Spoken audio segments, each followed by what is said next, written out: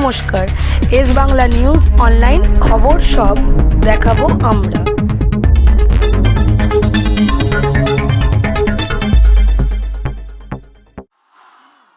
জয় বাংলা। আজকে দ্বিতীয় দফার এবং শেষ দফার ভোটের প্রচারের শেষ দিন। আগামী পরশুদিন বাংলার শেষ দফার নির্বাচন এবং মহেশতলাতেও ভোট রয়েছে। আমি 2024 সালে আমার যে প্রচার পর্ব কর্মসূচি শুরু করেছিলাম, শেষ করেছিলাম এই একই জায়গায় মহেশতলার মাটিতে। আজকেও বাংলা বিরোধী দিল্লির জমিদার এবং বাংলার প্রতি যারা অবিচার অনাচার করে বাঙালিকে অপমানিত করেছে, তার বিরুদ্ধে যে যুদ্ধ গত 6 মাস ধরে চলছে, তার লড়াইয়ের প্রচারের শেষ পর্বটাও আজকে মহেশতলার মাটিতে শেষ করলাম।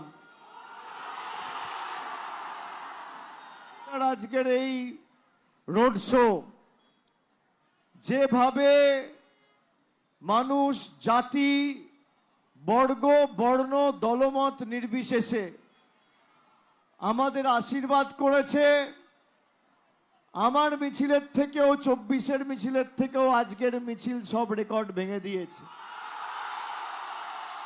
আপনারা আমাকে সুযোগ দিয়েছেন এখানে কাজ করার। এই যে রাস্তাটায় আমরা মিছিল করলাম, 5 বছর আগেও এই রাস্তার 3 বছর আগেও কি পরিস্থিতি ছিল আপনারা সকলে জানতেন। এই সম্প্রীতি ফ্লাইওভার যার নিচে দাঁড়িয়ে আমরা সভা করছি, এটাও আমরা তৈরি করেছি। মানুষের দীর্ঘদিনের দাবি ছিল, দাদা ফ্লাইওভার তো হলো, রাস্তার কি হবে? আমি দেখলাম সত্যি তো, ফ্লাইওভার তো যারা বাটায় যাচ্ছে বা বজবজের দিকে যাচ্ছে তাদের জন্য ফ্লাইওভারের সুবিধা রয়েছে, তারা ফ্লাইওভারের লাভ পাচ্ছেন, কিন্তু অর্ধেক মহেশতলা তো ফ্লাইওভারের নিচে। আমি কথা দিয়েছিলাম যতদিন এই জিঞ্জরা বাজার থেকে বাটা অবধি রাস্তা না হবে আমি ফ্লাইওভারে উঠবো না। আমি নিজে ফ্লাইওভারে উঠিনি। এই রাস্তা উঁচু করে বলবেন, জোর গলায় বলবেন, এটা আমাদের অহংকার, আমাদের পরিচিতি। আমরা নাকি বাংলাদেশি বাবা। আর সব থেকে বড় বাংলাদেশিটাকে নরেন্দ্র মোদী 20 মাস ধরে প্রোটেকশন দিয়ে দিল্লিতে বসিয়ে রেখেছে, তার নাম হচ্ছে শেখ হাসিনা। উত্তর আছে নরেন্দ্র মোদীর কাছে? ঘুষপেটিয়া কে? ঘুষপেটিয়া কে? মোদীজি, মমতা বন্দ্যোপাধ্যায় না শেখ হাসিনা? উত্তর আছে? ঘুষপেটি বাংলাদেশিদের কে ভারতবর্ষে ঢোকাচ্ছে? অমিত শাহ, নরেন্দ্র মোদী না তৃণমূল? শেখ হাসিনা 20 মাস ধরে দিল্লিতে বসে রয়েছে, কোনো পাসপোর্ট নেই, কোনো নথি নেই, কোনো ভিসা নেই। তাহলে শেখ হাসিনা স্ট্যাটাস কি? শরণার্থী না অনুপ্রবেশকারী? বলতে পারবেন? জবাব আছে? আমরা বাংলাদেশি আর আপনি ধোয়া তুলসী পাতা। Border security force Amit Shah চালাচ্ছে আর ঘুষপেটিয়া। তাহলে সব থেকে ব্যর্থ তো অমিত শাহ, সে রিজাইন করুক। বাংলায় ঘুষপেটিয়া ঢুকছে, কাশ্মীরে কি পহেলগামে 26 জন মারা গেল কেন? দিল্লিতে ভারতবর্ষের রাজধানীতে বিস্ফোরণ হয়ে 10 জন মারা গেল কেন? দিল্লি পুলিশ কার অধীনে? জম্মু কাশ্মীর পুলিশ কার অধীনে? বিএসএফ কার অধীনে? এদের পায়ের নখ থেকে মাথার চুল সব মিথ্যে। স্বরাষ্ট্রমন্ত্রী, প্রধানমন্ত্রী, বিজেপির সব লোক এক চরিত্র, সত্যি কথা বলতে পারে না।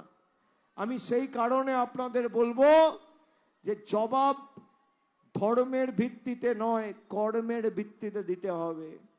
আমরা ধর্ম বাড়িতে করি, আমি হিন্দু হলে আমার ধর্ম বাড়িতে করব, মন্দিরে যাব, আমার ধর্মাভ্যেস আমি নিজের মতো পালন করব, ঠাকুরের কাছে উপাসনা বন্দনা করব।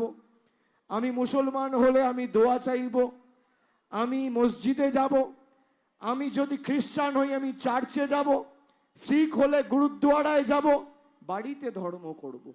কিন্তু আমি যখন নির্বাচিত, কোনো গ্রন্থ আমার কাছে পবিত্র গ্রন্থ নয়, একমাত্র পবিত্র গ্রন্থ হচ্ছে দেশের সংবিধান। আর আমার একটাই ধর্ম, মানব ধর্ম, মানুষকে পরিষেবা। চিন্তা নেই, কেউ চিন্তিত হবেন না, আতঙ্কিত হবেন না, ভয় পাবেন না। 1 মাসের মধ্যে তালিকায় প্রত্যেকটা বাঙালির নাম উঠবে। আর গুজরাটি আর মধ্যপ্রদেশের গুলো রিটার্ন টিকিট কেটে আবার। আর 4 তারিখ যদি সুযোগ হয় আমি আসবো একবার। 4 তারিখ যদি না আসতে পারি, আসবো, খুব শীঘ্রই আসবো। 4 তারিখ যদি ব্যস্ত, আমি একবার ঘুরে যাব। জয় বাংলা, জয় বাংলা, জয় বাংলা।